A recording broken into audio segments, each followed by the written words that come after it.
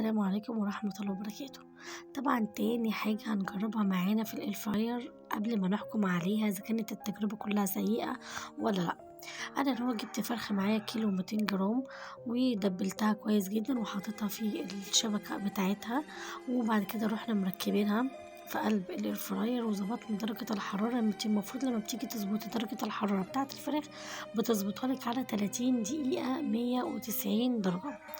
طبعا احنا هنا عملناها طبعا على ساعة، وبعد كده هو عملنا درجة الحرارة على 200 وشغلنا الاير فراي بتاعتنا عادي، وابتدت الفرخة بتاعتنا تلف والدنيا تمام.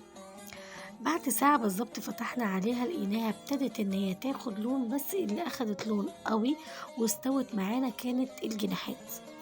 انا طبعا قطعت جناح حطيته من تحت على ورقة الزبدة، وجناح التاني خليته زي ما هو في قلب الفرخة، قلت هشوف الدنيا هتعمل معايا ايه. بالفعل زي ما انتم ما شايفين جناح استوى بقى دايب خالص وحلو، والجناح برضو اللي تحت استوى برضو بقى حلو جدا برضو بقى كويس تمام. وهنبتدي بقى ان احنا نعمل عليها ساعة تاني.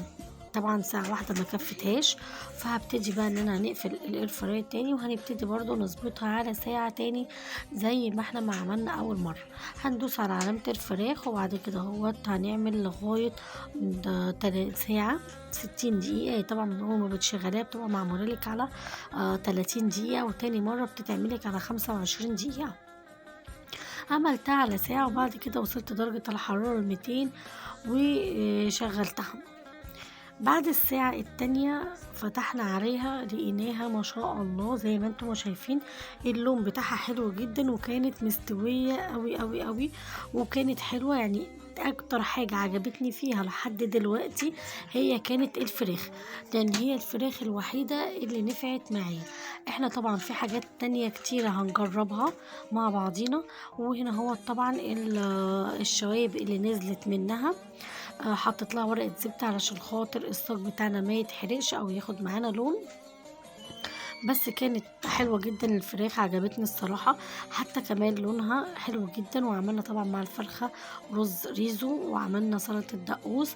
طبعا سلطة الدقوس هتلاقيها عندكم في الوصف.